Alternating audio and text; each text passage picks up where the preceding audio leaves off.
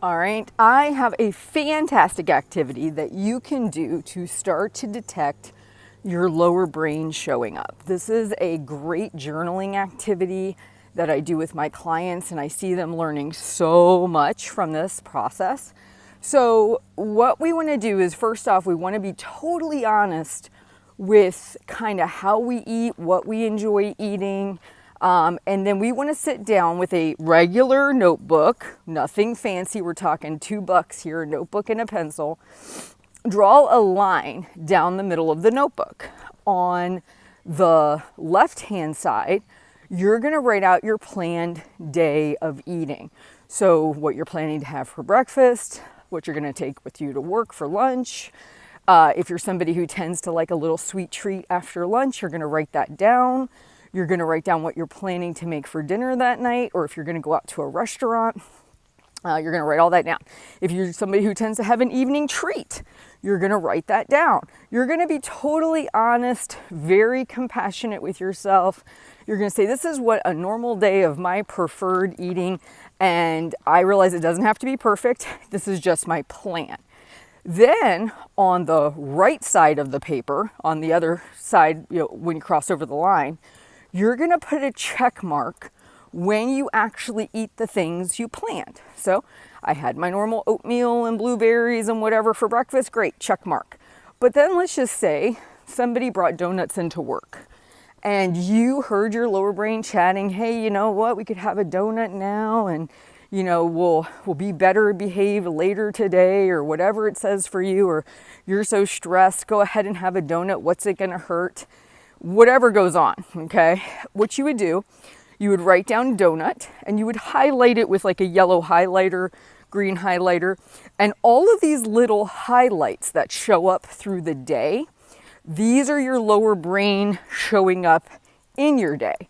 You can take this activity and you can really maximize it by even writing down like what did you hear in your head that led you to make that decision, and you can kind of start to see patterns emerge. So then you go on to lunch. All my coworkers went out to lunch today. I said, you know what, let's go do that instead. Left my packed lunch in the refrigerator, went out. So obviously you would highlight that, right? Because it wasn't what you had originally planned. And then maybe in the afternoon, somebody said, hey, let's go get some coffee and swing by the vending machine. That wasn't what you planned. So now you highlight that. Every time you're eating something impulsively, or because of the lower brain chatter, you highlight it. I had one client do this activity and she realized after doing it for 14 days, she was impulsively eating and breaking away from her plan at least 51% of the time. That is like the equivalent of leaving your house and letting a toddler run the show 50% of the time. So it's not shocking when you come home from being away, it would look really not the same way you left it, right? It wouldn't look like it was well taken care of because you left a toddler in charge. So this really woke her up to this idea that, wow, I didn't know my lower brain and all this impulsivity was showing up this much in the day. This is a great way for you to say, okay, this is my plan, higher level brain, thinking through honestly, realistically, not forcing yourself. I'm going to only have protein smoothies all day. No, you're not. Let's be honest. Let's have a real day of eating. But at the same time, you don't forethink, oh, the donut's in the break room, because you don't know they're going to be there, right? You don't forethink the employees deciding at the last minute to go out to lunch.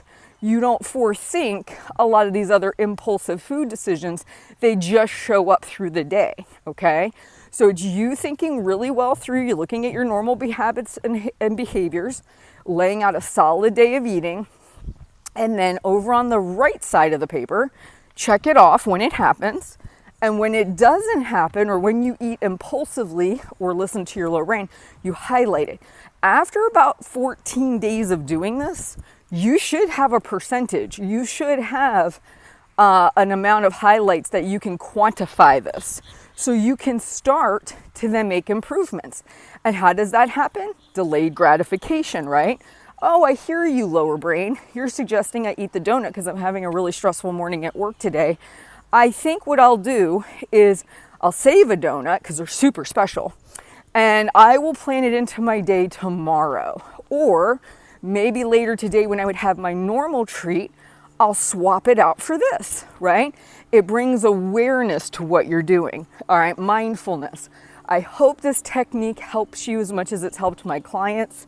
You can, of course, continue to add on to this. You could start, if you're not currently eating fruits and vegetables, like after doing this for a few weeks, you could say, oh, you know what, new goal for myself. When I pre-plan my day, I'm gonna add a fruit and vegetable into every meal. You can take this to the next level. You can actually start to build in the healthier habits on the left side of the paper and make it a goal to get those done every day, right? But first, it's awareness. How much is my lower brain and impulsive eating showing up? So I have an idea of how much I am doing these behaviors so I can start to reduce them. All right, guys, you have a fantastic day. I will talk to you soon.